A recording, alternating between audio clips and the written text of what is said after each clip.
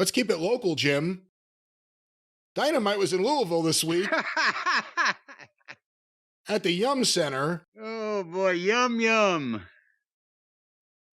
And now we're going to talk about it. We have another big night of action. Revere Raiders will return after a word about a fine product. I'm going to wait to get the final ticket count, but I, through Ohio Valley Wrestling, promoted at least, I believe, 3 events in this town at the Louisville Gardens that sold more tickets than, or distributed at least more tickets than they did over there at the Yum Center, the 23,000 seat basketball arena that they, for some reason, chose to broadcast their national television program from. And when you look at, because the first thing I wanted to see was the crowd shots, right? And I think that's why it was 5 minutes in before they actually went to the arena of the program. But they shot one side of the end of the bleachers and the end of the bleachers in the lower bowl, and that's all they could shoot all night.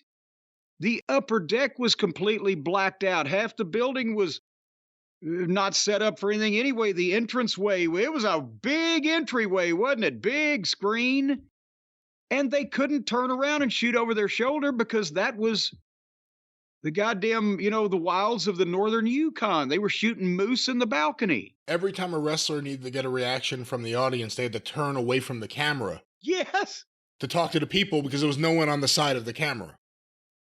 But you know what? And honestly, as a rib, 40 years ago, we used to do spot shows, and they'd have us outdoors at the high school football field, and they would put the ring close to one side, right? I mean, we're not putting 5,000 people out there in Saltville, Virginia. But they would put the ring next to one side, and all the people would be on the one side of the grandstand. And the first thing I would do when we were introduced is I'd hold the boys' hands up to the empty side. Just to fuck with them. And then I would argue with the empty side also later on. But anyway, so they were at the Yum Center. We talked about it earlier in the program. They had people out on the street passing out the free tickets, and people wouldn't take them. They've had Jeff Jarrett on the local cable, Spectrum Cable News. They had Big Show over at OVW plugging the 2-for-1. Did you see Jeff Jarrett on the news? Did you actually see it? Yes. No, actually, because when you turn the cable box on, by default, it comes onto the Spectrum channel, and then you have to go on from there. And Stace had turned the TV on in the studio area outside, and as soon as it popped up, his face was there. I'm like, what the fuck?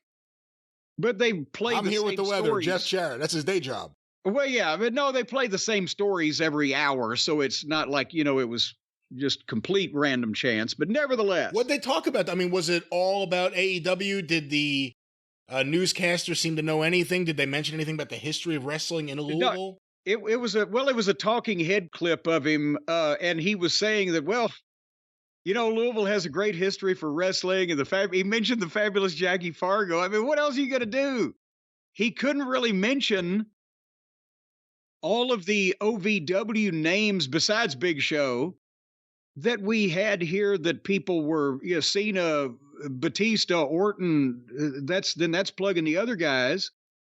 And he couldn't really say Lawler because then they think WWE. So he was pretty much the guy that had the most appeal of the territorial audience that still left that could be trotted up here. And Fargo's the name you want to mention if you want to get the old time fans, but I can't believe that any 60-year-old Louisville Gardens wrestling fans on Tuesday nights went to AEW when most of the other people in town didn't. So it was kind of a, looking for Fargo. That'd be like arriving out of a time machine. Yeah, that's what I'm saying is, and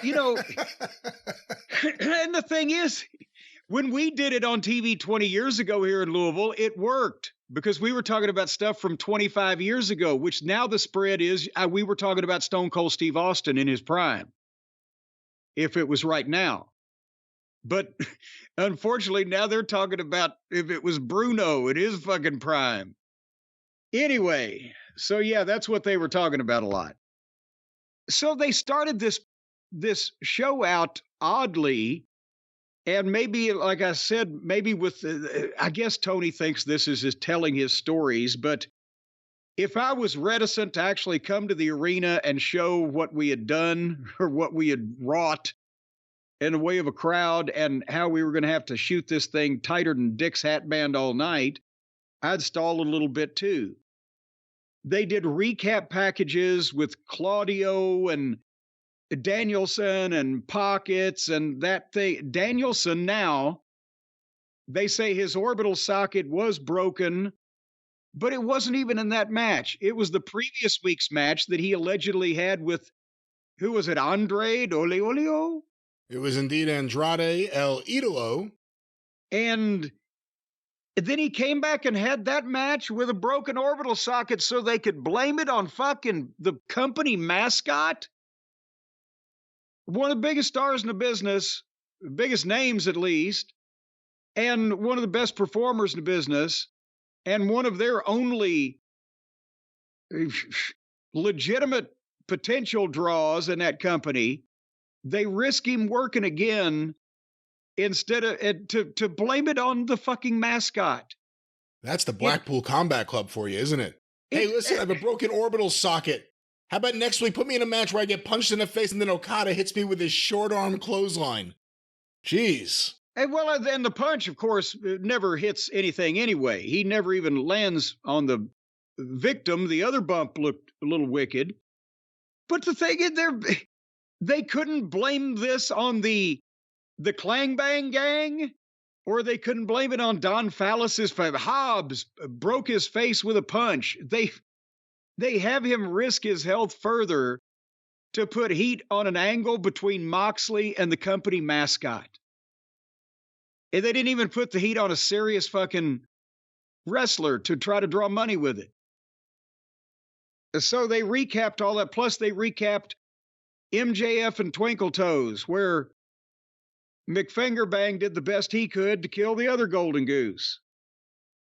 And then Renee Moxley Good was in the back with MJF. And tonight was the 8-man tag match that absolutely none of us have been waiting for, where MJF's got to find 3 partners to go against the Bullet gangbangers. And if he wins, then he gets his belt back that was stolen. And if this was Bill Watts, he would have had Grizzly Smith show up at ringside and snatch it away from the heel. Right at this point, because it's just ridiculous. Yeah, really, where's the office? When do they step in? Well, where's the goddamn local police? It's stolen property. So, anyway, but he'd get his belt back if they win, but he has no partners. And he puts Cole on the screen. And Cole is apparently, it's not a professional television setup. It's on his phone or whatever. So that explains the bad audio. But there's Adam Cole with a scruffy beard and unwashed hair just in front of a fucking wall. Can they make these guys look any less important? Look any less like stars? Look any less like people that you would want to pay to see? Did you see the state of Adam Cole? And the answer is yes. He rolls in a moment. I saw this, yes. It was a very uncouth Adam Cole. Uncouth and unkempt. So Cole tells MJF to take Samoa Joe up on his offer, but MJF's not wanting to do that. You can tell. And then MJF cuts Adam Cole off. Well, I got to go find me some partners, Adam, when he's the one that's been trying to get. So as he leaves, here comes Roderick Strong in the wheelchair with Taven and Bennett and a fucking stuffed giraffe and Roddy is trying to tell Adam Cole that MJF is the devil, and Adam hangs up on him. And then suddenly the shot of the guy in the devil mask breaks into the video for like 2 seconds, and then they go to black, and they go to the open of the show. And your thoughts on, can this be any fucking sillier and more confusing at the same time? I don't know what to answer or how.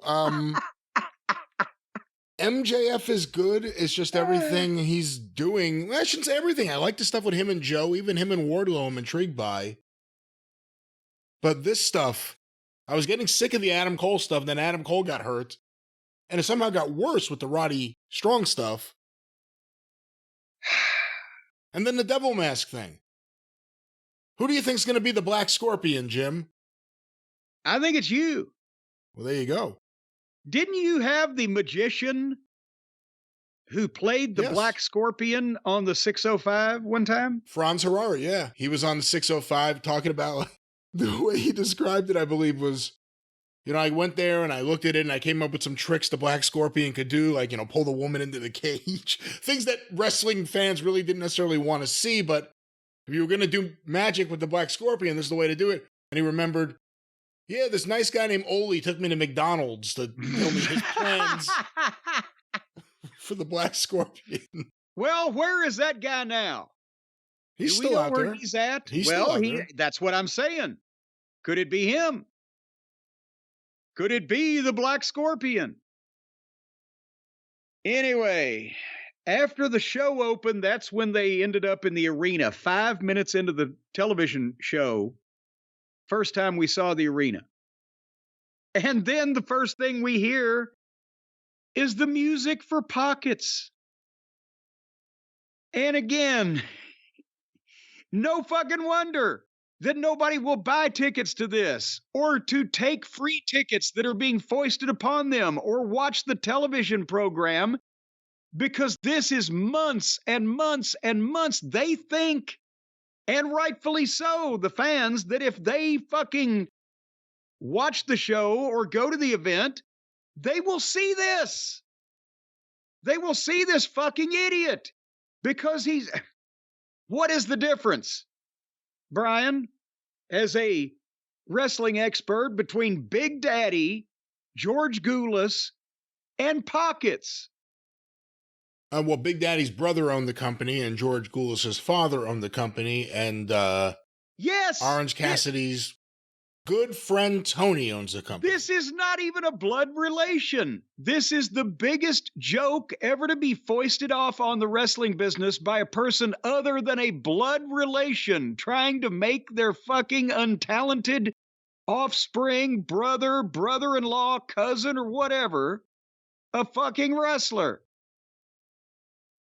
Tony is the stupidest one of the bunch. It's not even a member of his family. I know he wants to adopt him because he's cute. So that's the first thing the people saw. And he was wrestling Claudio Castagnoli. And Claudio is 6'4" and 250 pounds and a physical fucking beast and a veteran accomplished worker that they've buried in the middle of a meaningless group. So, of course, Pockets beat him 1, 2, 3 in the middle of the ring with a sloppy roll-up. 25 minutes into the show. Even if you like this fucking clown, justify that to me. That it took that long. That they had nothing else that they could give people hope. This guy won't be the whole fucking show. We're going to bring the real wrestlers out right after this. What the fuck is that? The WWE fans ain't going to watch this shit because whenever they turn it on, they see this fucking guy opening the show every fucking week. That's why the number at the top every fucking week is the largest number, because they see him and it begins the attrition. And to the WWE fans, this screams children's fucking kidding wrestling, parody wrestling. They're kidding with this, right? Is this Nickelodeon? Nothing about this looks professional. The wrestling fans that may still exist, that liked it when it was good, they see this and they go, what the fuck is this? And they're gone.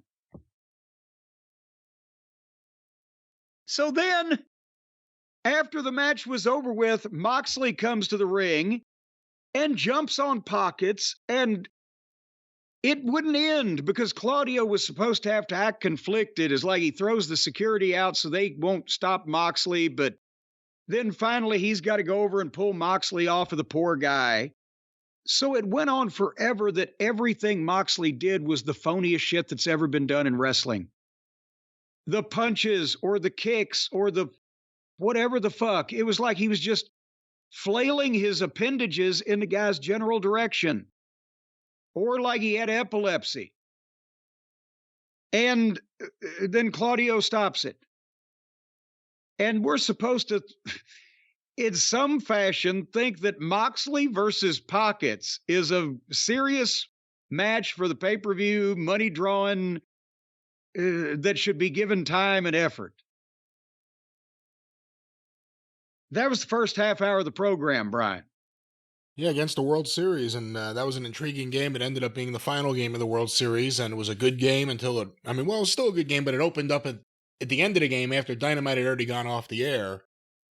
But it's not a lot to hold you there. The first maybe 3 times I finally caught the NWA on Saturday night in 1989, because I had heard about it from my friends, but I tuned it at 6 o'clock, and by 6:04 I gave up.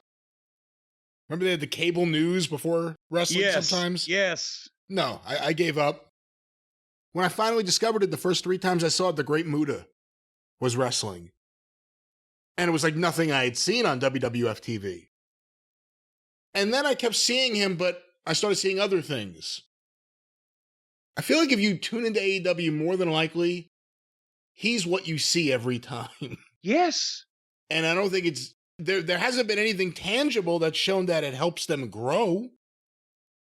We've all now, even people that denied things that you said, they didn't even, your little idiot friend like me, what I said, they've all come around and seen it now.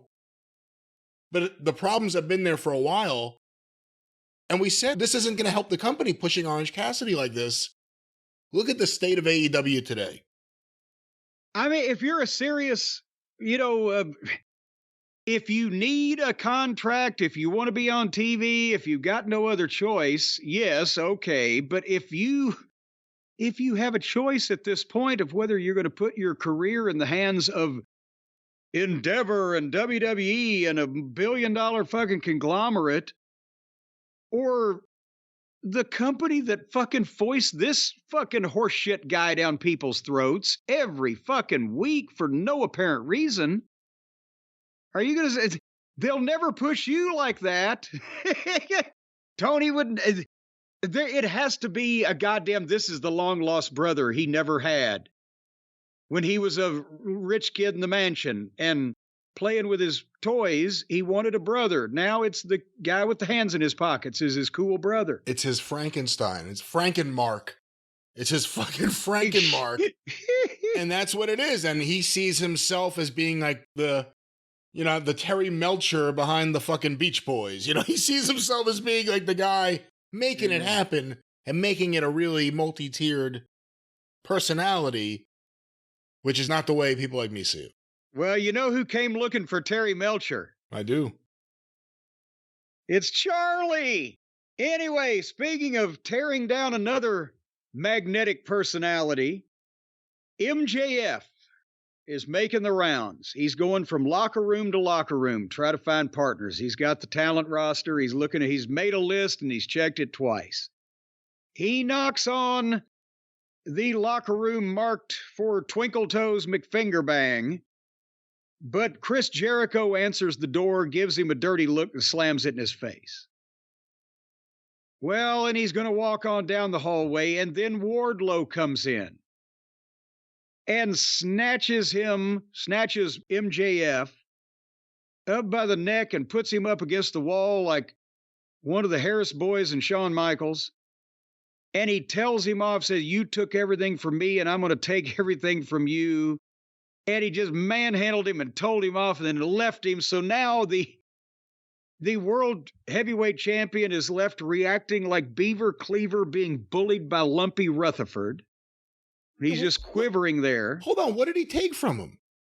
By the way, that was exactly almost word for word what fucking Scarlet Witch said to Thanos in the Avengers, but whatever. Well, remember MJF had Wardlow under the contract Right. where he had some needy family members that couldn't make money without MJF. And then finally Wardlow broke free of that contract and beat MJF flat in the middle of the ring, and then they've never interacted again.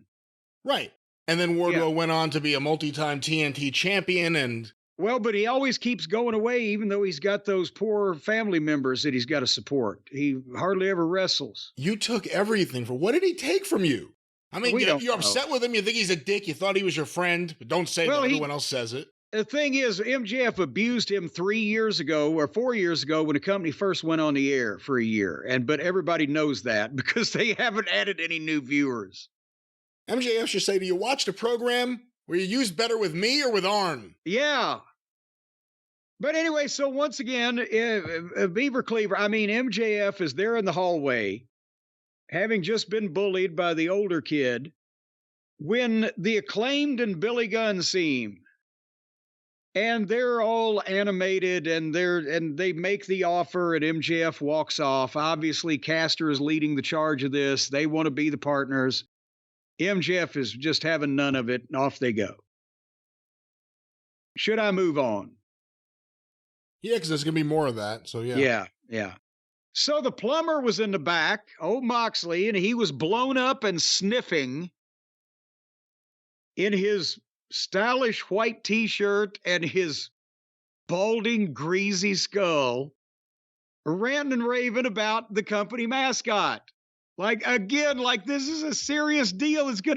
Tony's out there telling another one of his biggest stars, go out and be really pissed off at Orange. It looked like a perpetrator on cops having a meltdown after being picked up for disorderly conduct outside a bowling alley. He's moving like there's a song playing that we can't hear. Yes, well, I'm sure he's hearing something. He's bobbing and weaving as he's telling you, whatever he's saying there. But yeah, remember I told you when, I guess it was he got hurt, Phoenix won the title, Orange Cassidy won it back from him. I don't think they were done with Orange Cassidy and Moxley. It's just all this happened that wasn't supposed to happen. Because fate was trying to tell him something. Hey, cross your fingers. He still hasn't done Orange Cassidy and MJF, and that's the one I'm afraid of. I've got one of my fingers is on each hand is already occupied for Tony. I can't cross them.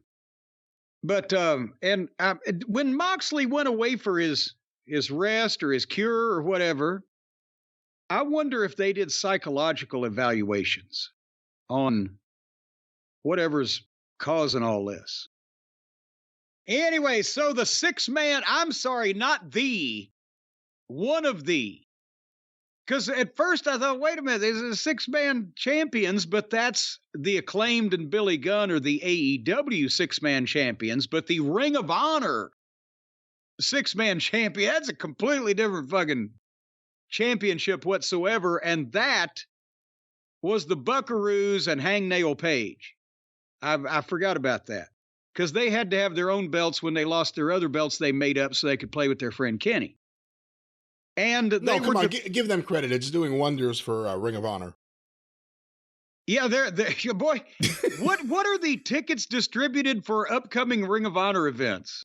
That's just one of the sad things. Tony bought it, and what he's decided to do with it with his own money, because that wasn't with his dad as his partner apparently, was put it at the end of these TV tapings when people are leaving.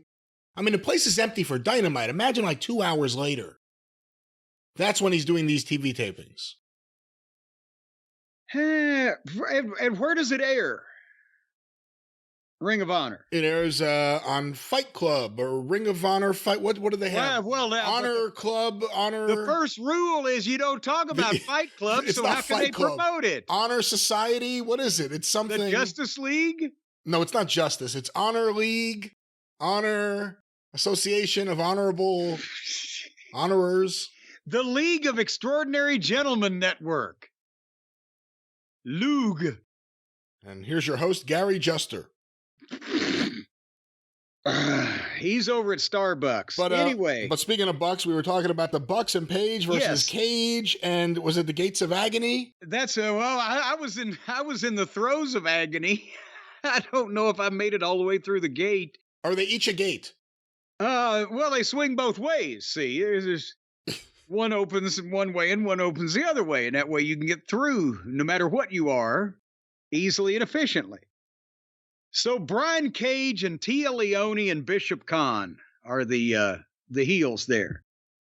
And obviously I can't, I've got things to do, like, trimming my fucking toenails. But the last minute of this looked like they were basically drunk trying to do cheerleading routines in wet cement.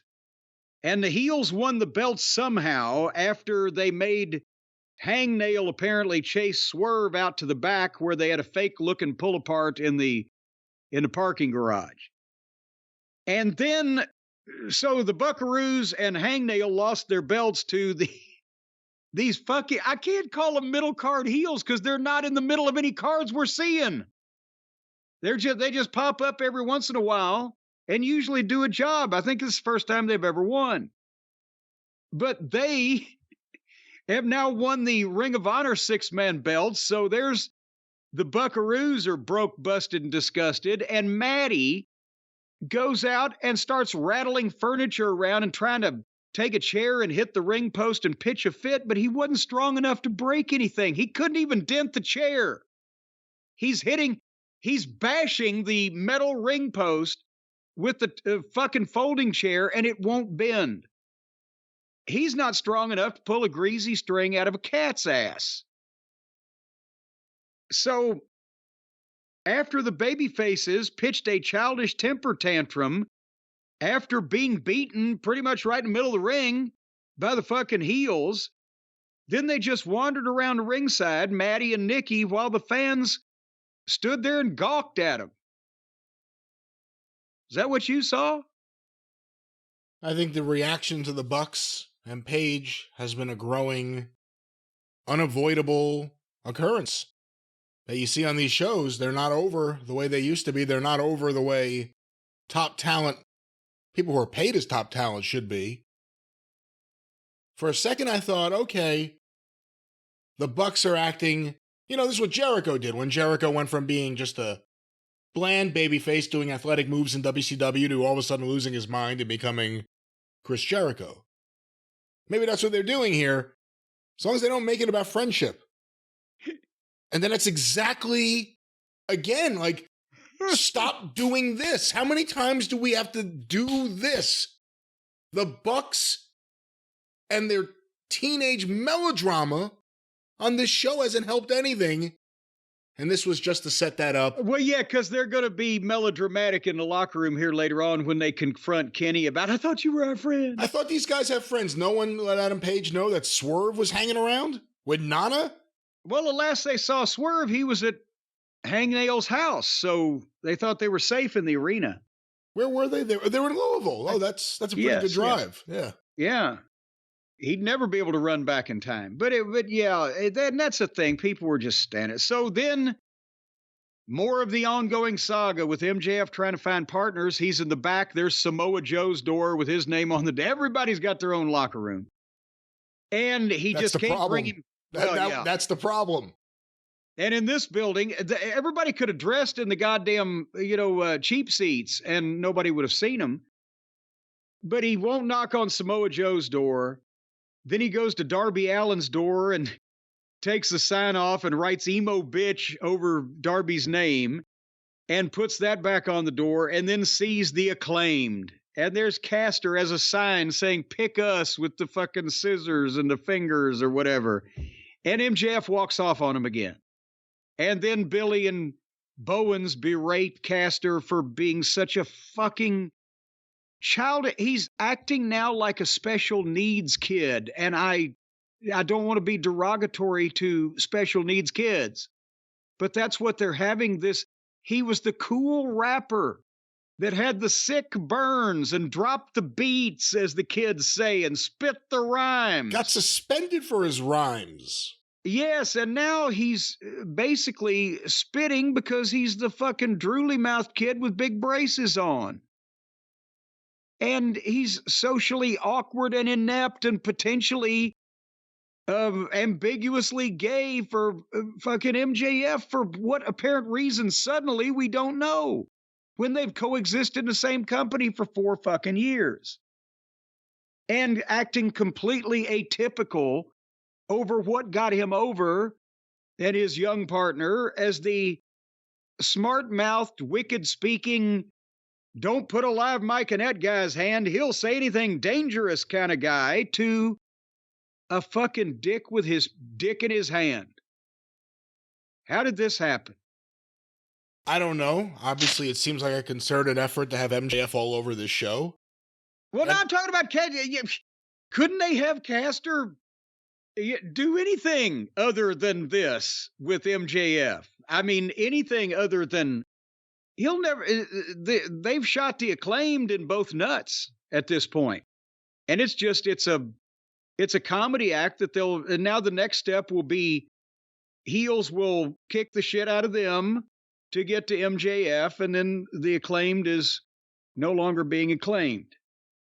They went from the Bowery Boys, or I guess the Dead End Kids in Dead End, to the Bowery Boys at the end. When yes. They were still playing kids, but they were much older, and they looked even older because they were drinking nonstop. Yeah, they were in their late 40s. The fucking and Satch was goddamn had a satchel ass, and Leo Gorcey had hired 3 of his brothers by that point. But in the early days, I mean, they looked young and tough and street ready. Yeah. They'd cut you. That's right. Long 3 ways, long, wide, deep, and repeatedly. Oh, that's 4. The Acclaimed were an edgy tag team, and now they're, like the only thing they're not doing is throwing stuffed animals into the audience yet.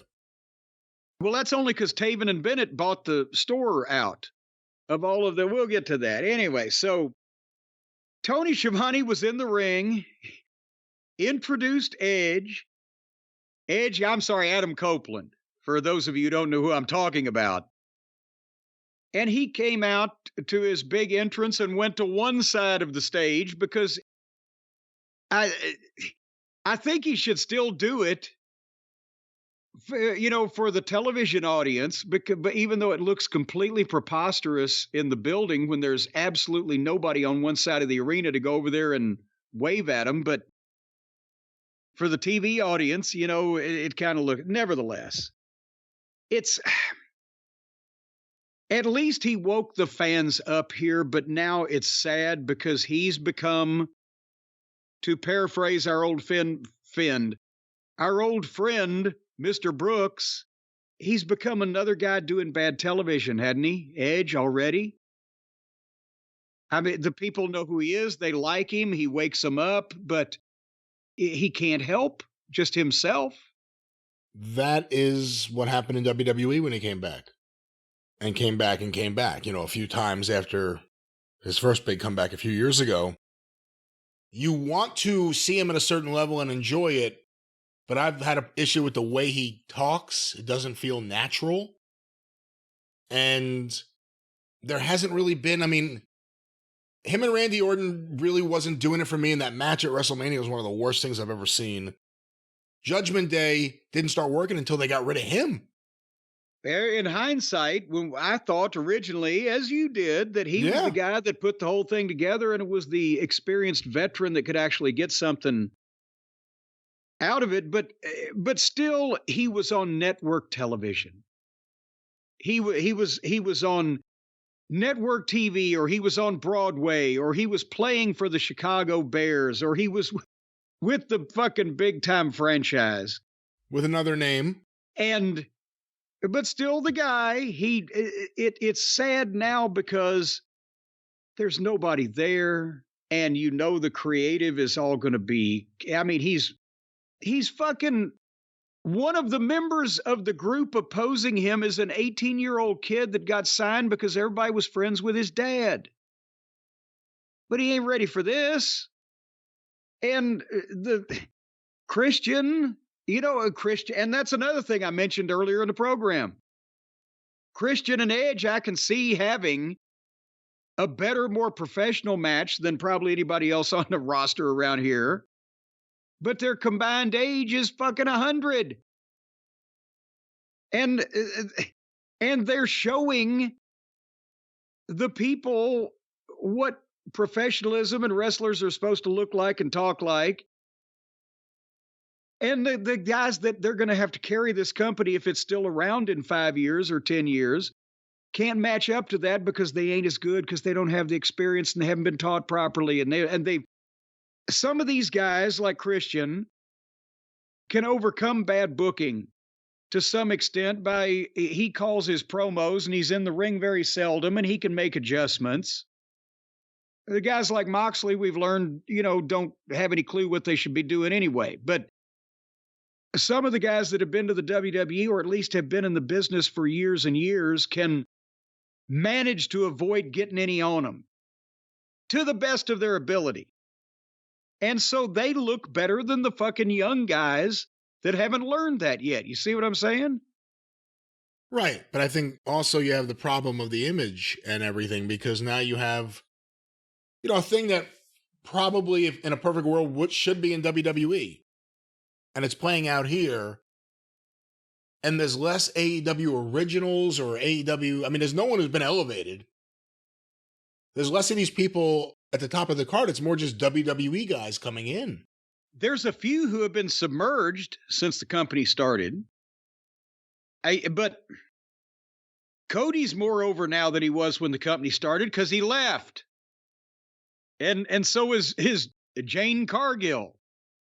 Yeah, MJF is, I'm every week I'm more worried about the way they're presenting him. And anyway, back to this topic here. Yeah, go ahead. No, go to this. Well, to get through this thing, Tony Schiavone hands the microphone off to Edge, and he stands in the corner while Edge puts Sting and Darby over. And the question is, will he agree to team with them at Full Gear when Christian's music plays? And here comes Christian with Dino and Nick playing. And Christian cuts promo all the way down, and he's just got a great heel attitude. And he talks about the babyface's weaknesses. They're going to retire Sting. Darby's got a bad arm from that tricycle jumping. Edge has a bad neck. So if Edge knows what's good for him, he's going to back down, or he's going to get his neck snapped like that. And maybe he ought to get a little preview. So he sends Dino and Nick in there.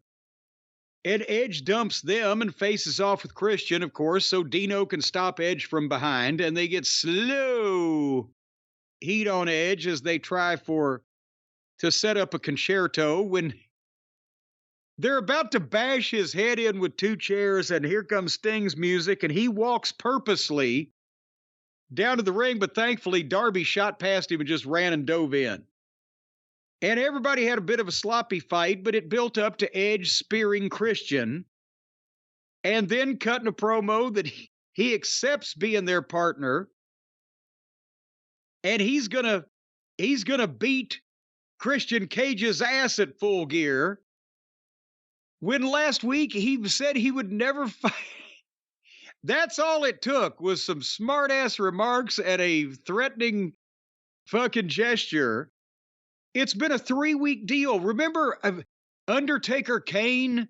I will not fight my brother. That was 6 months. And this was 3 weeks. I won't fight Christian. I'll kick your ass. That's what I'm talking about. You're right. And it wasn't like, I mean, at least in the WWE, wouldn't it have been better for him just to held her down, right? Wouldn't it have been better for him just to come in and wanted to have kicked his ass? Well, yeah, since it didn't take much convincing. Right. So maybe, he should have just come. I am the one who's going to come in and save AEW from Christian's manipulations and evil doings. And be noble from the start instead of, yeah, he may be a prick doing all this bad shit to everybody else, but I don't want to fight him. Can I say something you're going to disagree with? I like Nick Wayne in this role. Of just a dullard-looking flunky? Again, he's 18. We'll see how he fills out. But he's tall and skinny. He's as tall as Christian, it seems like. But an 18-year-old who's misguided, who can take bumps, Yeah, I think he's all right in this role. I like him as the stooge more than Luchasaurus. Well, at least, yeah, he's a more believable stooge because you can batter him around and slap him about. You can't do that to the lizard. He's just a big giant that just takes up space. Anyway, should we talk about the big top of the 9 o'clock hour segment that Tony thought was going to draw in the viewership, that he teased on Twitter and social media, that he made the big proclamation about, the big announcement? Tricked you guys. They actually went with, again, this was 2 minutes before the top of the 9 o'clock hour. They go to Nigel McGuinness and Tony Khan standing there in the control center area that they've got Tony's teleprompter in. On the set of the game show in his mind. Yeah. It's a game show in my mind. My name is Michael. I've got it. All right. Anyway, who was that? God damn it! Now I have no idea. I just pulled that expression out of my ass. I didn't know that there was a song. No. Clint Holmes' Playground in My Mind. Oh. Look that up for a second while I'm talking about this, because there's a playground in Tony Khan's mind. Nigel was able to start and add a little bit of professional presenter to the statement, and then he handed off to Tony, who was at least a little bit more kempt rather than unkempt. He looked a little neater, maybe shaved a little closer. His eyes were not quite as stretched out like a medieval torture device was gripping his face. And the big announcement that he teased on social media and Twitter and everything, the major announcement for the program tonight, is that the tickets for a pay-per-view in 10 months will go on sale in 1 month. All in Wembley #2, 2024, next August, the tickets will go on sale in a month, but here's how you can get on a list to be able to pre-order or whatever the fuck. That was the major, talk about selling wolf tickets. The boy that cried wolf. Desmond Wolf. Oh, I see what you did there. See, I'm not even going to say for the people who don't know. What? Okay, they're going to go back to Wembley Stadium, but to advertise a major announcement that when they already know they're going to go back to Wembley Stadium, the major announcement was the tickets for the pay-per-view in 10 months will go on sale in a month. Has he completely prostituted the major announcement to the point of immaterialness at this point? It's right out of the MLW playbook. We have a big announcement. There will soon be an announcement. Now, I don't know why they did this other than Tony really believes that he helps with the rating. That if he has an announcement and an appearance, it will help and people will be interested in see what it is. They're learning, I guess. It's not just him doing stand-up with the mic. It's now what he has to say. Now they have Nigel as the host of Tony. The host of Tony. I mean, I don't know what this was. And they're announcing... I mean, that's the other thing. It's sad. As soon as they announced it, I'm thinking, man, what's that crowd going to be? Because if it's not at least 81,000, I mean, you're putting a target right on your back. You can't draw anywhere domestically. No, be fair. Be fair. Nobody expects, even the biggest apologist expects it to be bigger or as big or even close to. It's not the first time ever anymore. The problem becomes... If they only do, something paltry in the pre-sale and the on-sale, because you're wanting people to tie their money up now for a fucking year, that's when people are going to start shitting on them, because there's not going to be, I wouldn't think, 50,000 people that want to tie their money up for a fucking year, when at that point, depending on your age or your situation, are you still going to have a job? Are you going to have kids? Are you going to still be alive? Yeah. Yeah, I mean, it was just weird. And then Nigel started like, it was such a big deal for me here on Lifestyles of London wrestling. What was this? What was it? Just don't say nothing. More wrestling, more good stuff. But they can't deliver any good stuff, so what am I saying? Well, they bridged the 9 o'clock hour with that, and then at 9:02, they gave us Jericho and Twinkle Toes against Mac Daddy and Cool Hand Luke with old Hat Man Hager in the corner. Yeah, they didn't even give us Anna Jay. Assholes. And so, obviously, Jericho and Twinkle Toes won. And then here comes Don Fallis and the family. He's got Hobbs, he's got Take a Shit, he's got Cal Felcher.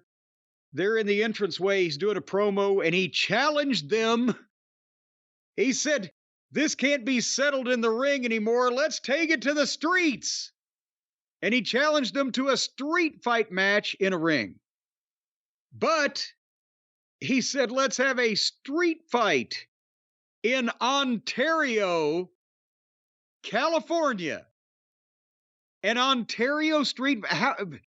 I don't know my California geography like I should, maybe, Brian, but is Ontario, California, is that a depressed area? Do they have like post-apocalyptic gangs roaming around setting fires in the streets? Is it known for you can be beaten with chains and padlocks if you walk down a sidewalk? Well, the West Coast in general right now is a hellhole, but I don't know about that versus other towns versus Louisville. I thought it maybe in Ontario. I thought they were going to Toronto and have a Toronto street fight, and they could bring Tiger Jeet Singh down to referee. But so they're going to have an Ontario, California street fight. But now here's the deal: they've got Jericho and they got Harpo, right? His loving partner now. Well, there was Hobbs and Take a Shit and Felcher. So it should be 3-on-3, right? If Jericho and Twinkle Toes get a partner, and Twinkle Toes, that's when he did his breathless, straight out of Massengill playbook promo. And, well, we're going to bring someone to join with us, Kota Ibushi.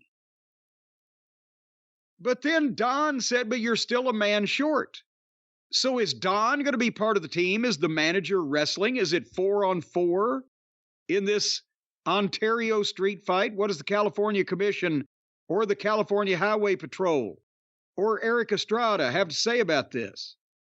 Is Ospreay still technically on Callis' team? He's out injured or he's just not there?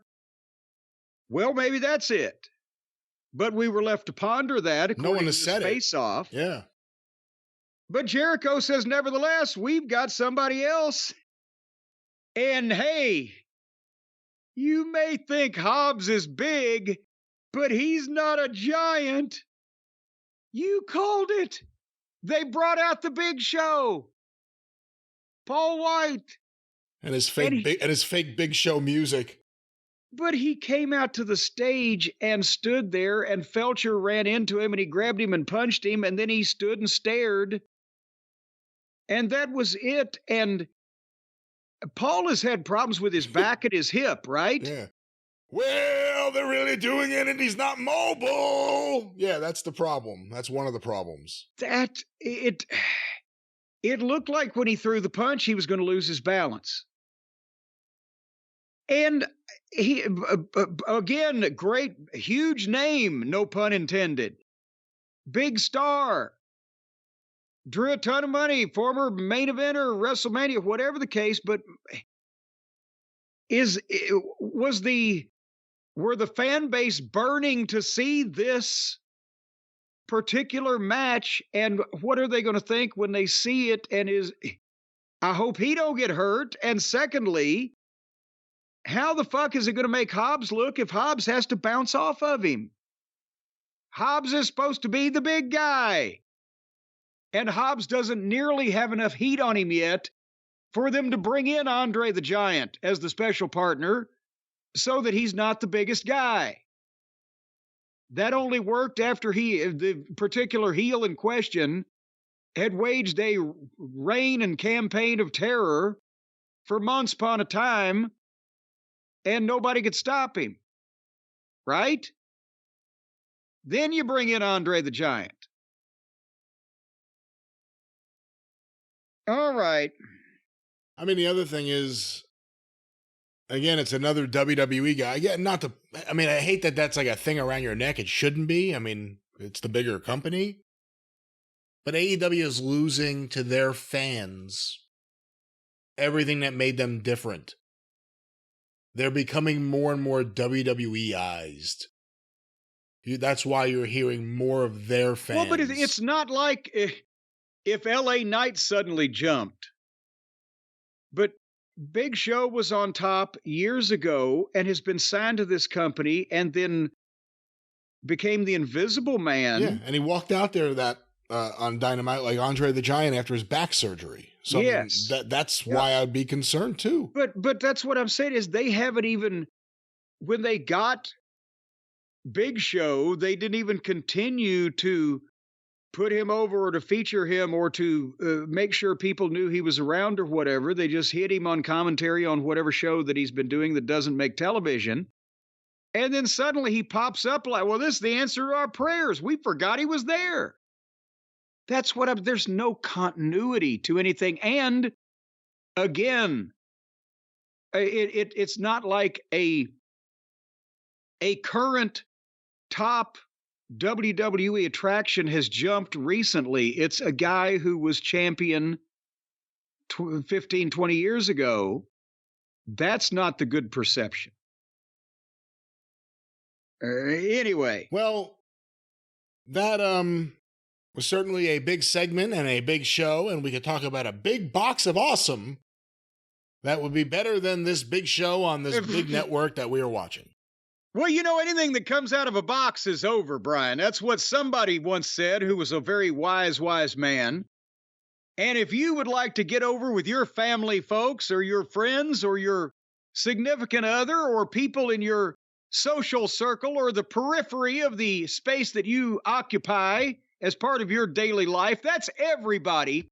Everybody loves a box of awesome from boxofawesome.com and Bespoke Post. And that's why you need to be jumping onto this thing, because we've talked about so many of the wonderful knickknacks and paddywhacks that they will send you pertaining to some of your biggest interests in life, whether you're a drunken slob and like cocktails all day long, or you like to grow things in the ground, or you like to eat food, carnivorous food, and you need spices and seasonings that can be rubbed onto roadkill and things of that nature. What are you talking about?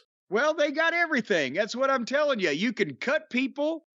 No, you cannot. That is not allowed, and that is not encouraged or endorsed. You can cut people right out of your life with some of these things and not give them to them, or you can bring other people like camping gear essentials. Let's say you want to take somebody out in the woods and pitch a tent and cook in the wild and eat squirrels. They've got camping gear essentials.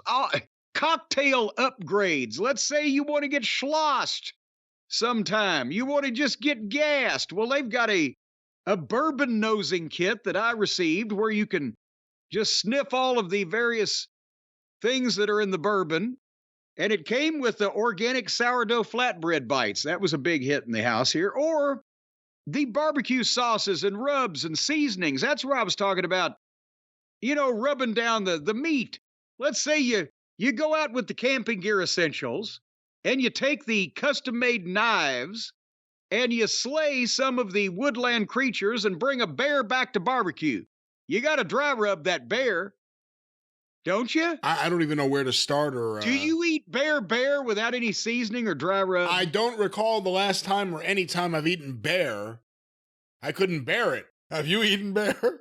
Well, barely, but I'm telling you, no matter what you're interested in, all you do is you go to boxofawesome.com and you take the quiz and you tell them the things you're interested in, the things you collect, the things that you might traffic in, buy and sell, importing, exporting, whatever the case, things that you want in your home. And then they will send you a box every month across a ton of different categories, specifically applying to your interest, likes, and romantic fantasies.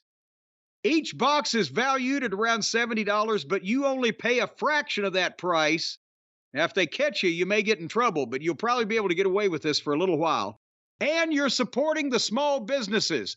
90% of everything that comes in your box of awesome is from a small, up-and-coming mom and pop brand or brother and sister brand or niece and nephew brand or aunt and uncle brand. Just family would cover all of that. Or close friends. And we don't know what you're doing behind closed doors, even if you're related. As long as you don't tell us that the DNA doesn't come back spoiled. No, we care and don't do anything that is wrong and only do what is right with right people. And that's what we're talking about here. We're talking about ways. Small brands is what I was talking about. Well, we want to help the small brands with the right people who produce the right products for a good audience. Hey, who are you to judge these people? Let's say, and they didn't know they were cousins.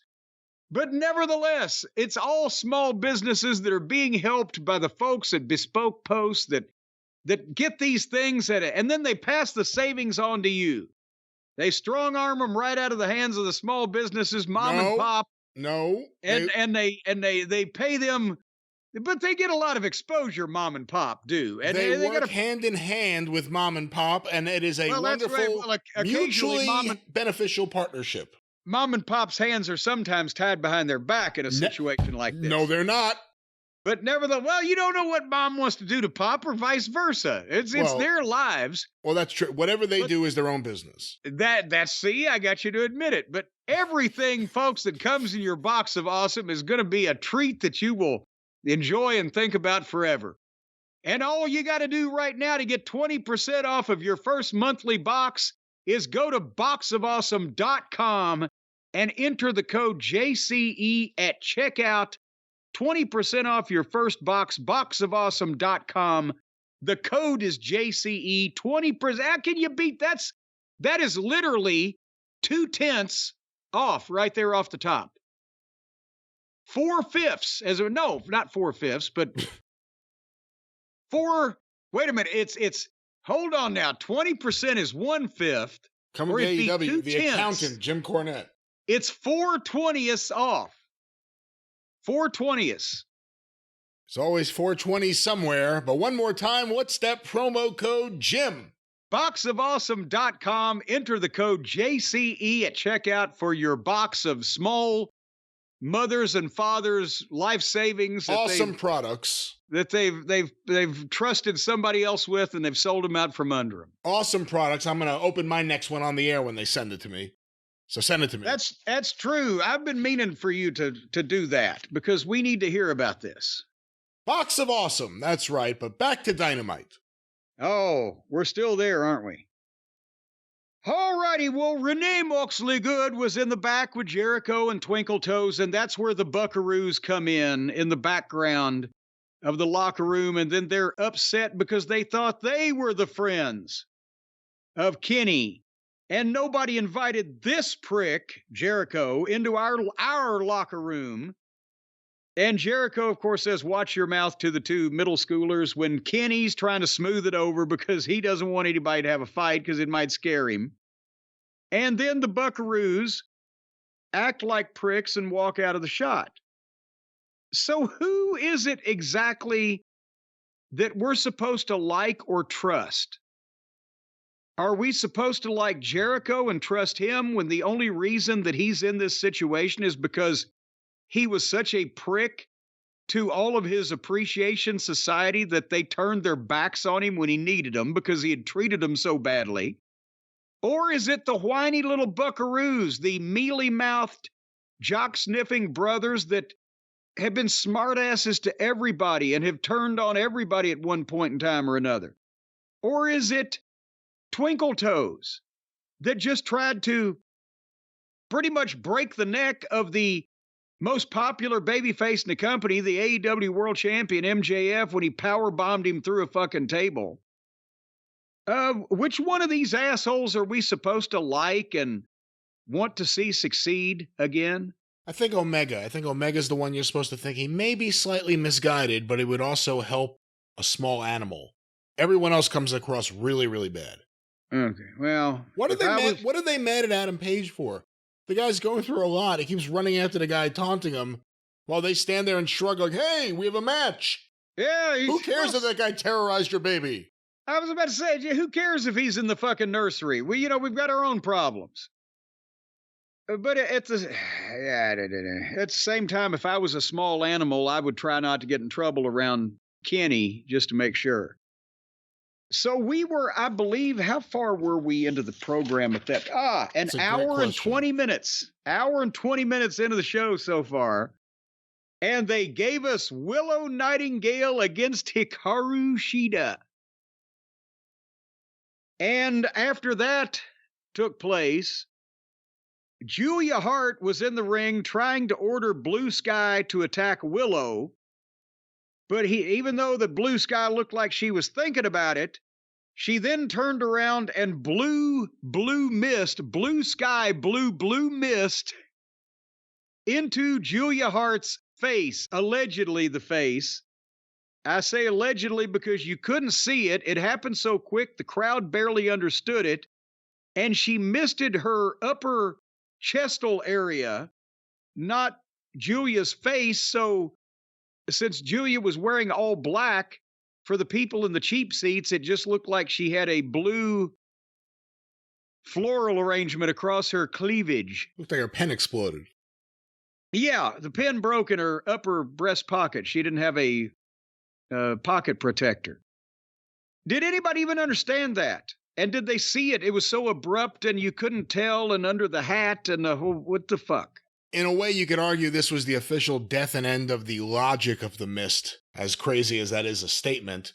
Yeah. But Kabuki and Muda, it was some sort of weird ancient oriental technique they had learned and they could use. And with Muda, green and red had different meanings and he did them at different times. We saw other people adopt that in years later, like Tajiri and Asuka. But now apparently the House of Black gave her the power of spitting mist, Julia Hart. And at some point she spit it in the face of Sky Blue, who went from being a happy, perky young lady to being miserable with blue eye makeup on. And the black mist couldn't overcome her blueness. So now she could spit mist and it's blue. And the blue defeats the black somehow. I guess you're immune to the black because it would be a mutation of it.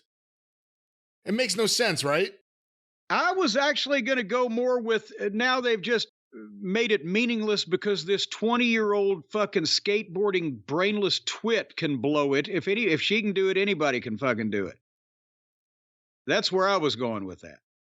If Red Velvet returns, would she would she spray red mist?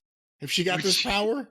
Or, well, it depends on, was her velvet really red to begin with? Stop. Yeah, well, I guess that's true. Okay. And you know, a red velvet cake is always moist and wet when it's best.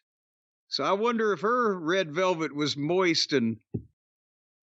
Anyway... It's been a long week, ladies and gentlemen. Yes. It's been a long week. So then back in the hallway with MJF, the Acclaimed have found him, and he's sitting there dejected, looking at his fucking list of talent, and nobody will be his friend. He's got to find 3 of them. Well, coincidentally, again, they offer, hey, if MJF will scissor us and wear what's in a garbage bag that they're handing, if you'll scissor us and wear what's in the bag, we'll be your partners. And MJF looks in the garbage bag and said, no, never, and kicks him out of the hallway. And has one more group on the list, and he turns to the left, and there is Jeff Jarrett and his entire band of stooges, like, come on, like they're beckoning to him in a dream. And he looks down at the garbage bag and sighs and turns to walk back to the Acclaimed. And scene. It's so ridiculously phony. No...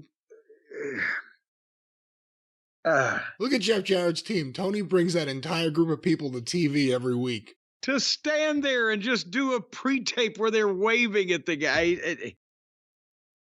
So then, Renee Moxley Good was over on the other part of the arena with Roddy and his clowns and their pet giraffe, and they call Adam Cole. And Roddy is complaining to Adam because he can't believe that Max didn't ask us to be his partners. And Adam hangs up, tells him shut up and hangs up on him or whatever.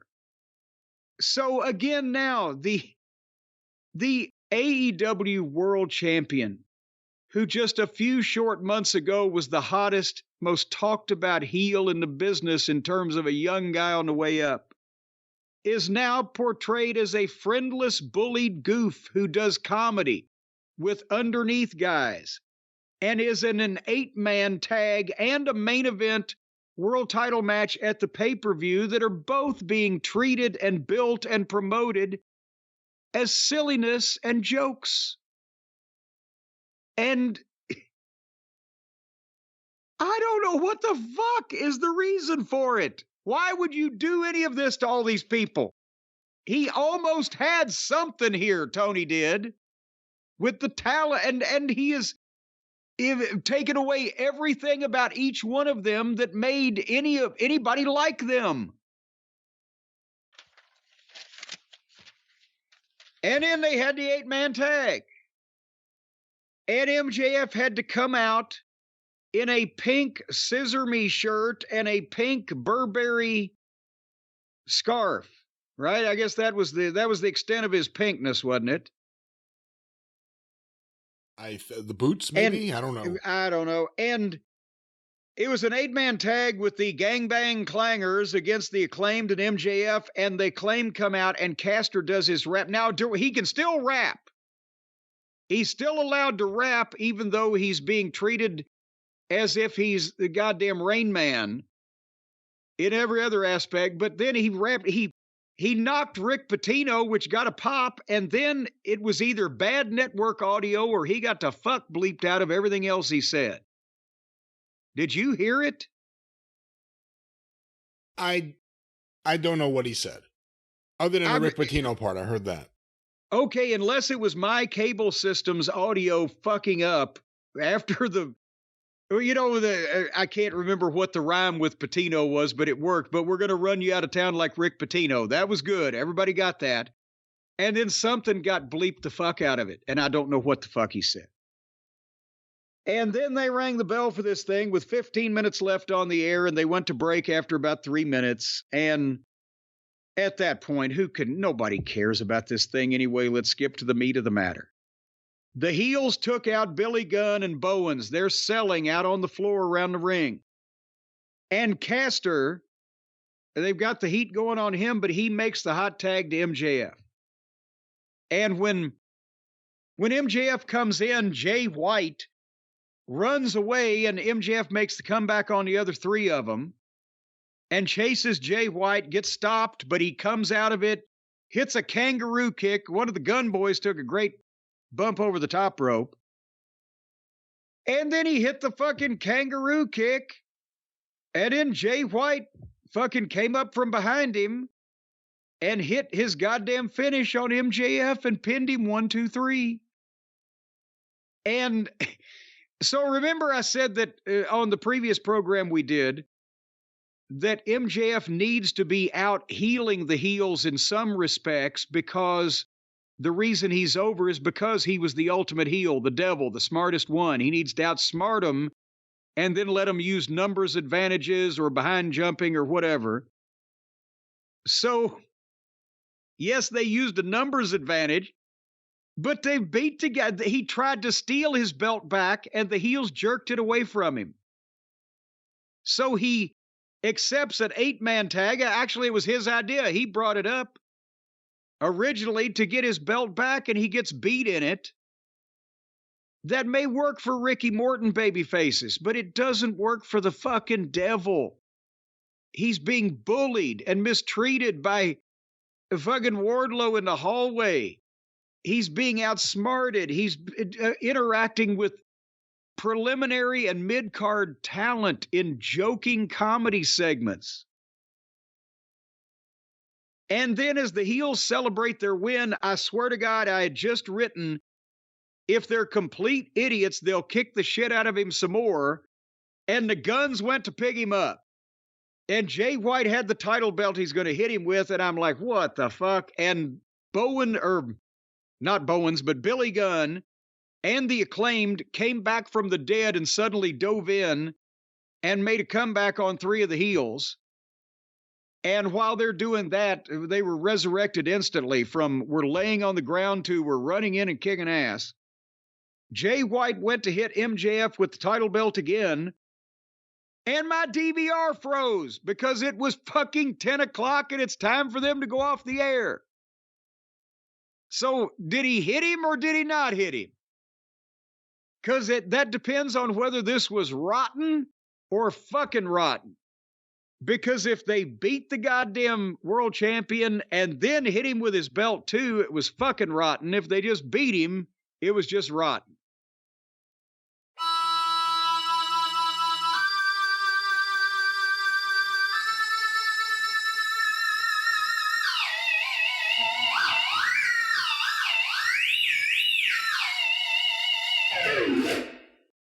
We are in the future again. Jim? There you go. Boy, I'm telling you, all this traveling is giving me gas. All right. We had to skip ahead, but it's your show, so you can tell the people why, because we both, neither one of us, actually got to see the finish of the fiasco, the 8-man, after MJF had kangaroo kicked and things were still going on. Both of our DVRs froze. They were way past time to go off the air. So we've done a little research now. Is this correct? This is correct. In fact, I went to AEW, or TBS actually has it on their YouTube channel, the TBS YouTube channel. I'm sure AEW must have it too, but TBS has got to make their cut, I guess. Well, they're probably just trying to bring the people the finishes of the programs on their air that they don't get to see. After the kangaroo kick, apparently the Bullet Club Gold, as they are called, or at least Jay White, I don't know what the fuck I'm talking about here. Jay White was going to hit MJF with the fucking belt, and then Max Caster, because he's in love with MJF, I guess, pushes MJF out of the way and sacrifices himself, getting hit with the belt. Jay White's momentarily stunned, runs out. Bullet Club Gold on the ramp. MJF and the Acclaimed get to know each other for a moment. and then it's a group scissor and the happy ending of MJF finally embracing. The MJF scissored. He is a scissorer. How nerdish can they make the devil? Does the devil wear a pocket protector? Does the devil have thick Coke bottle eyeglasses? Does the devil have a cowlick? In disguise, I guess he could. Does he spend all of his time at the library making notes? You describing yourself? Hey! What? No, it depends on what the subject is you're looking up in the library. But nevertheless, oh, Christ. Scissoring from MJF now. And again, Caster, why is he, with that finish, I can understand sacrificing yourself if the guy's laid out unconscious and the other guy's coming off the top rope and all you can do is just dive on and cover the guy or whatever, like the old sacrifice spot like that. But if they were all on their feet and Jay White's running to hit MJF with the fucking belt from behind, it couldn't, instead of sacrificing it wasn't from behind. himself, MJF was slowly rising up, and Jay White was rising up and going to turn around to him.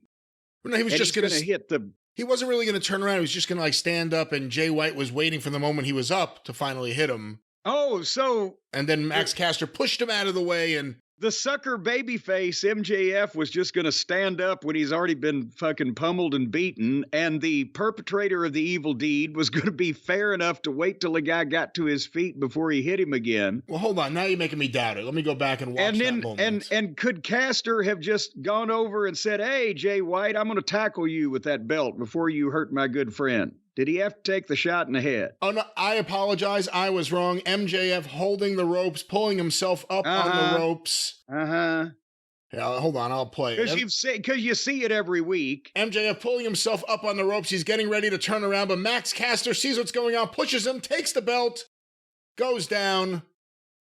Could Caster have just gone over and pickled him, Jay White in the fucking mouth and stopped it? Oh, he's so much bigger than Jay White. He could have just clotheslined his head off. But MJF now appreciates what Max the stalker tendencies out the window. This man threw himself in front of this pirate with this belt to save him. So now a Long Island Brotherhood has led to, of course, MJF's wearing a shirt that says "Scissor Me." Nice. Oh, God. You know, the problem is, it's like all the things I was afraid of have happened, but all together. Like, it'll be really bad WCW. It will turn into TNA, I've said many times, including especially when Jeff Jarrett and crew came in. It's a show that's lost all sense of direction, even with their audience. So you're saying that next week on the program, Darby Allin is going to jump a tricycle over a shark? I think that would get more viewers than anything, but they would have to build it up. If it was like 3 days in advance, like, Darby's got a tricycle, what will he do? And then like he whispers the day before, I'm going to do something fucking nuts. Then people will watch. Shark baby. I would honestly, after watching that video of him on that tricycle, I would watch so much more of that if he does a preamble every time. Because I think the preamble was, I stopped training for Mount Everest to do this, and my shoulder hurts. And then he lands on his fucking shoulder. It's the funniest thing ever. He got more injured doing that than when he jumped in a car. He jumped his house in a car, didn't he? Yes. Or jumped his car in a house. I'm not sure. I think he did both at one point or another.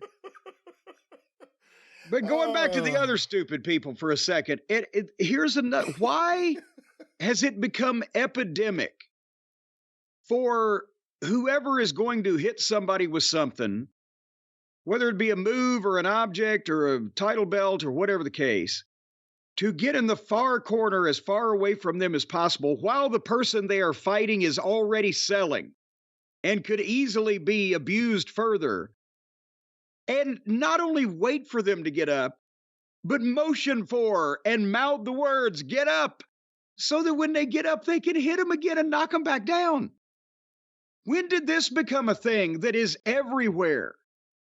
How many times did you see me roll in the ring with my tennis racket, and when a babyface's back was turned, and scream at him, hey, turn around? What the fuck? That's the whole idea. You hit somebody from behind to begin with. That's even more heat. What sense does that make? There's milking, and then there's waiting for fucking a bus, and it takes less time for the bus to come in some major cities than it does for some of these people to get the fuck up and turn around so you can knock them down again. Am I just imagining that you didn't see that in most major main event matches in days gone by? No, I mean, when Hulk Hogan started hulking up, there was no stopping him. And you certainly didn't, but the heel, if the heel had the baby face down, he wasn't going to goddamn ask him to get back up before he hit him with something else, was he? When Hulk Hogan was hulking up, the heel was typically right next to him, punching him or trying to do something to stop him from getting this magical power. If it was nowadays, Hulk Hogan would be hulking up, and the guy would, instead of being standing next to him, would turn around and run the other way to try to do something. Yes. There's a lot of turning around. There's a lot of distance. I think milking's a big part of it. I blame WWE for a lot of that because they kind of normalized excessive milking, I guess. They're the biggest dairy company in the world. The WWE, they'll milk anything. If it's got a fucking nipple, they'll milk it. That's right. You'll see that at WrestleMania 55 with the Bloodline in the main event. The Bloodline being milked. Loser gets milked, whatever the fuck. But anyway, that's what happened apparently with MJF and these folks on this show. By the way, the name of the video on TBS is, did MJF and the Acclaim get the Triple B back? AEW Dynamite TBS. So anybody that didn't normally watch the program would instantly be, what the fuck is that? I guess they want people to want to answer the question if they don't already know. So what do you guys want to talk about? It's like kind of one of those situations. But that was AEW Dynamite. However, we do indeed, now that we have gone into the future, we have ratings. Oh, boy. AEW Dynamite, November 1st. I wish they had the ratings just for Louisville, Kentucky. How many people in Louisville watched that show? Because we know but actually, it would probably be more were there live than watching in this market, probably, to be honest, on cable, on television. Well, and that ain't saying much. It's not saying much. AEW Dynamite on TBS, November 1st, 2023, on average did 832,000 viewers. So they have apparently chained these people to their Barca loungers. It's the same every week, and they ain't going to let them go. I presume so. That's a statement that I made. I think it's going to stay like that until more people start dropping TVs. That's going to be the big thing, and that's the future, is more people dropping TVs. Dropping having cable. But they're not going to have to throw their TV out the window, are they? That'd be awesome. I love the open of SCTV, throwing the TVs out the window. I like the idea. Well, that's because you're a reincarnated rock star from the 60s. Anyway, how did it go from big to small like usual? It's because I like good Canadian comedy, which is why I hate so much of AEW. But AEW's ratings, November 1st, 2023, quarter one. These were compiled by WrestleNomics. If you're into ratings, check out their Patreon, support them. Quarter one, 8 to 8:15 p.m. The recap video, MJF and Adam Cole on the screen. The Kingdom and Roddy Strong come screaming in. Orange Cassidy versus Claudio Castagnoli with picture-in-picture. 985,000 viewers. Wow, so that'll be the high point. We can pretty much tell that already. Well, quarter two, 8:15 to 8:30 p.m., the continuation of Orange Cassidy versus Claudio Castagnoli, including the post-match with Jon Moxley, MJF and Chris Jericho's confrontation leading to Wardlow choking MJF, and then the Acclaimed and Billy Gunn hanging out. 896,000 viewers. Oh, okay, so immediately, 89,000 people said, what the fuck is going on here? And chose to leave. That was not unexpected, per our discussion earlier about the merits or lack thereof of fucking Pockets the mascot. Quarter three, an ad break. 8:30 to 8:45 p.m., excuse me. An ad break. Jon Moxley's backstage promo. Adam Page and the Young Bucks versus the Mogul Embassy with picture-in-picture. 793,000 viewers. Jesus Christ! What another 103,000? They lost 100 and, I can't do this math, 90-something thousand people in the first 45 minutes? Well, they got to bring some of them back or they're not going to make this average, are they? Well, again, they had the World Series up against them, so you had to have as much action as was happening in that game if you were going to hold any baseball fans. But quarter four, 8:45 to 9 p.m., the post-match with the angry Young Bucks, MJF and the Acclaimed and Billy Gunn backstage, Adam Copeland and Christian Cage's live promo and angle, also featuring Luchasaurus, Nick Wayne, Sting, Darby Allin, and the big Tony Khan and Nigel McGuinness announcement. 836,000 viewers.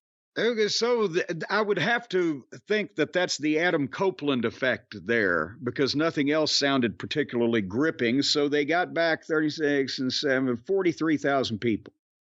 And because of where it goes the next quarter, let me just say this too.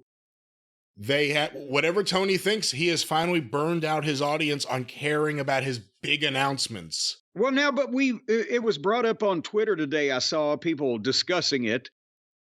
That maybe we had the wrong expectations because he's got a variety of announcements. There's big announcements, there's major announcements, there's important announcements, there's game-changing announcements.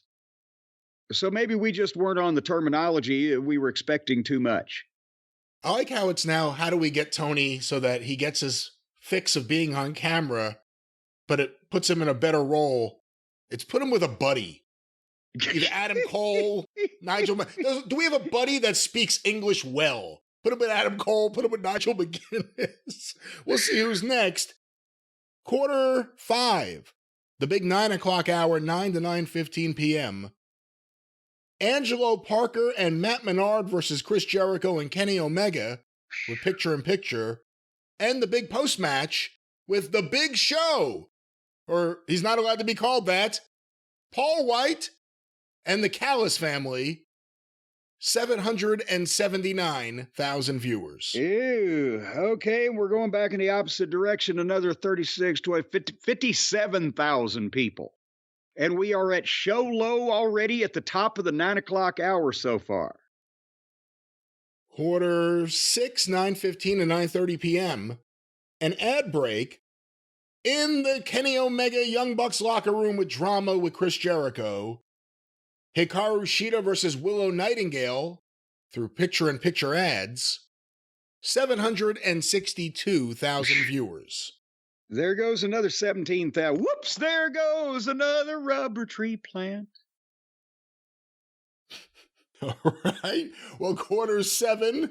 Well, you never sang when you were a kid in school? I never sang that. What song is that? Oh, what was the first part of it? He's got high hopes. He's got high hopes. He's got high apple pie in the sky hopes. That's what you were singing in school when you were a kid? Well, we didn't have many songs back then. They hadn't written a lot yet. All right. Back to this, quarter 7. Quarter 7. A new low here on this show, as well as a new low rating in quarter 6 there. Quarter 7, the continuation of Hikaru Shida versus Willow Nightingale, including the post-match with Tony Storm, and the magic of Julia Hart and Sky Blue. The magic of MJF and the Acclaimed backstage. The illusions of Julia Hart and further illusions in the next segment with MJF, the Acclaimed, the Guns, Jeff Jarrett, Sanja, everyone backstage willing to be MJF's partner, an ad break, and then the entrances for the main event. 821,000 viewers. So poor MJF still, even in these contrived and maligned circumstances, can pull it into 59,000 people and get them for the first time in the second hour above 800,000 viewers. And we have a 2-minute overrun, but finally, quarter 8, 9:45 to 10 p.m. Billy Gunn, MJF, and the Acclaim versus Bullet Club Gold with picture-in-picture ads. 792,000 viewers. And the 2-minute overrun, 790,000 viewers. Oh, Jesus. So poor MJF wasn't enough to keep 29,000 of those that he brought back, and they dipped below. They came up just short of dropping 200,000 from the first quarter to the last quarter. They did it in the middle, but they at least weren't down. They were only down at the end 193,000. And the overrun lost him. Yes, apparently the program that was scheduled afterward kind of sucked too. Let me ask you this, because obviously I brought up before how they killed the Tony Khan special announcement. It means nothing now. MJF has been someone proven to move the ratings. Since day one almost. He's the world champion. You want your world champion to have a big presence on the show. There's multiple people chasing after him, that's the thing, but having multiple people chase after him is one thing. Having him threaded throughout the program is another. When you have someone that hot, what do you do? When I say someone that hot, he's the hottest thing they have in AEW. Right. But Well, when you have someone like that, what do you do so you don't burn out the audience because you're not getting what used to be one really big, awesome MJF segment that you knew to tune in for? Now he's threaded throughout the program, and then finally the main event doesn't even pop a number. Steve Austin was threaded throughout the program also. Right. You can be threaded throughout the program. It's what you're doing while you're dangling from that thread throughout the program.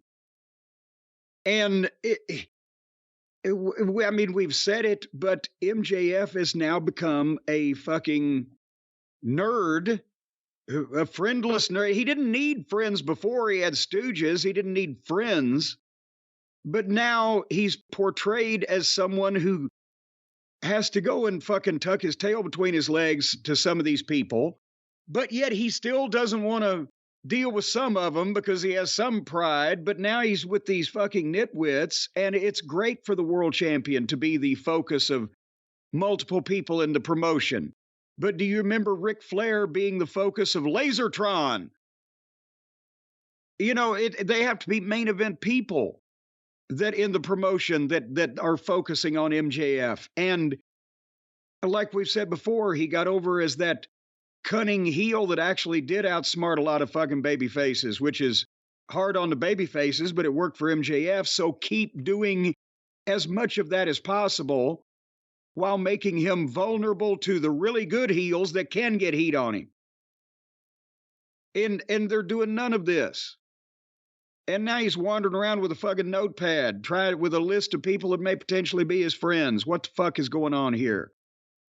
And he's too happy. And he's too buddy-buddy with Adam Cole, which this whole thing's been preposterous and phony anyway. And he's taking it seriously, not in terms of his... He's not taking it seriously in terms of his work. He's taking the preposterous scenario that he's been put in, and MJF, the personality inside the wrestling universe there, is taking this seriously. And that makes him look like a fucking idiot. Because nobody else that's watching it is. Because they shouldn't. With the Roddy in the wheelchair and the neck brace and the gown and the fucking giraffe and the goddamn Adam Cole was at the guy's house for 2 weeks with no cell service instead of getting surgery. And what the fuck is... So they are minimizing, and now they're overdoing it, because he's in the show multiple times doing stupid shit, just because he's there, just because they'll watch him still, but not in as big a numbers as maybe last year, and that's diminishing. So, the fuck? The MJF in a match didn't used to be one of the 3 lowest quarter hours in the fucking show, regardless of where it was placed. But in this match, he was, and he should have been. Because it's fucking stupid. You would have probably run into this more from working with Vince on Raw than anything with Smoky Mountain or anything, probably even with OVW. Well, I guess maybe football, but when you know in advance that you're up against, more than likely, unless it's a sweep in 4 games, you're up against a World Series game, an NBA championship game, a big football game, whatever it may be, do you change the way you're going to book the show knowing that you're up against that, whether you can keep your audience or not? Well, the thing is, they didn't keep any more, they didn't lose any more of the audience against the World Series than they lose against goddamn Wednesday night every week. Did they? So this is 20 or 25%. I think the biggest thing that's ever hit that show was, remember Vanderpump Rules? Remember that was the big thing that was like... Yeah, and we never did find out who that fucking Vanderpump guy was or what he was the ruler of. But the point is that this is pretty much the people every week that sometimes try and sometimes succeed and sometimes fail to find something about AEW they want to watch. You can't tell me there's completely different people every fucking week. This is almost the same number and the same pattern. So I don't think the World Series, I don't think that the average person who really enjoys watching AEW wrestling is a fucking sports fan. How could you be? Like, you know, watching people barbecuing Dalmatians if you're an animal lover. So this, to me, this was not due to the World Series, because it's the same goddamn thing every week. They start with the biggest number. They drop fairly quickly at the start and then kind of maintain and then drop at the end and end up with losing 20 to 30% of their audience. They did the same thing against the World Series that they do against goddamn Family Guy reruns. It's always the same thing because the show sucks And even all the people that start out want to see it can't fucking sit through it. Pick that apart. It's going to be an interesting next couple of years. I'll say that. Especially with the people Tony surrounded himself with. Oh, jeez, don't say it like that. We got to keep track of this shit for the next couple of years. We've been there since the beginning. I think we have to go at least until Tony's nervous breakdown. All right, when Tony gets institutionalized, we can take a break from this. That's right.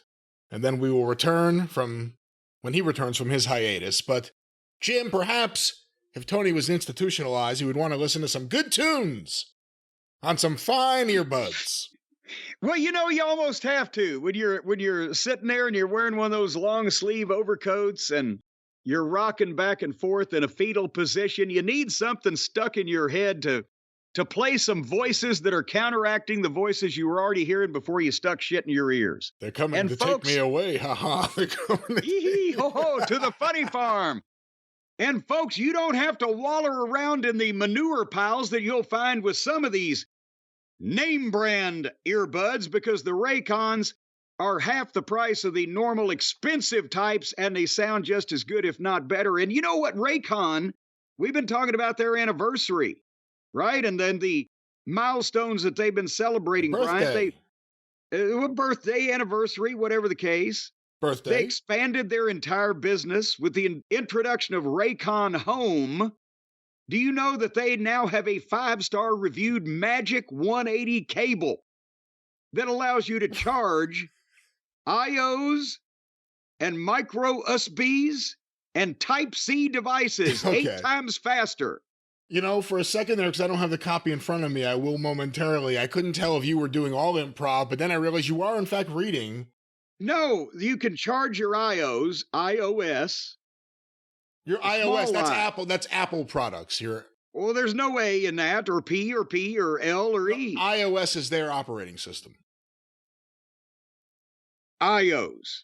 No, iOS just operating iOS. System. You don't read it like a word. You don't read FBI as FB. Well, sometimes you do if you want to be formal. Well, who is the I in the OS? I don't know, but it's theirs. See, you Mr. Know-It-All. Well, you can charge all these things 8 times faster. It's got 100-watt power delivery, and they've got now a faucet filter that ultra filters the water in your tap against chlorine and heavy metals. And you don't want to be drinking heavy metals when you're enjoying a sociable cocktail in your ice there. You get lead poisoning. And no wonder you feel so full after you drink a glass of water these days. It's twice as heavy as it used to be. But anyway, they've got all these things. They're known for the high-quality earbuds, but they've got many different products now for your home and your lifestyle. And, of course, the stars of the program, the Raycon Everyday Wireless Earbuds, the high-quality and thoughtful features, the 32-hour battery life, the perfect in-ear fit, for all day. Wear them all day, wear them all night, and wear them a little longer, because they've got a lasting comfort to them, thanks to that gel tip. And if you ever get hungry, they come available in strawberry gel. You can go buy some food, because you should not be eating anything that Raycon will be sending you for your ears. They are not edible products. Well, in a pinch. So once again, folks, and they've got all kinds of deals. You can save up to 50% off right now, because their early Black Friday sale is going on right now. Everybody's in the holiday shopping spirit, so they got 20% off everything on the site. And select products, meaning ones that you can select, are up to half off. Holy mackerel. Yeah, they're almost giving it away for free. And you don't have to go out shopping. And the carnage that comes when they open the doors and people stampede and trample children and sacrifice people to the Satanistic gods in order to get a fucking deal on a goddamn home entertainment system. What? That's what they do out there in the wild when you're shopping in person. Where's the wild? Best Buy? Best Buy, all those places. People are injured constantly. Every year you hear about it. Don't do that, folks. Just get on your computer in the privacy of your own home. Go to buyraycon.com, BUYRAYCON, buyraycon.com/JCE 20% off everything, up to 50% off certain things, and all money that you're going to save and not pull out of your pocket. Courtesy of us and our friends at Raycon, and the IOs and the micro USBs and the Type-C devices, and the Ultra Faucet filter. Once again, fine earbuds, great earbuds. You will enjoy them. Raycon, what's the promo code one more time? Look through the whole goddamn thing now. They got all this other stuff. You never know what they're going to have that you need. That's right. You don't know what you need until you don't have it. What you need is that promo code. What is it, Jim? Buyraycon.com/JCE.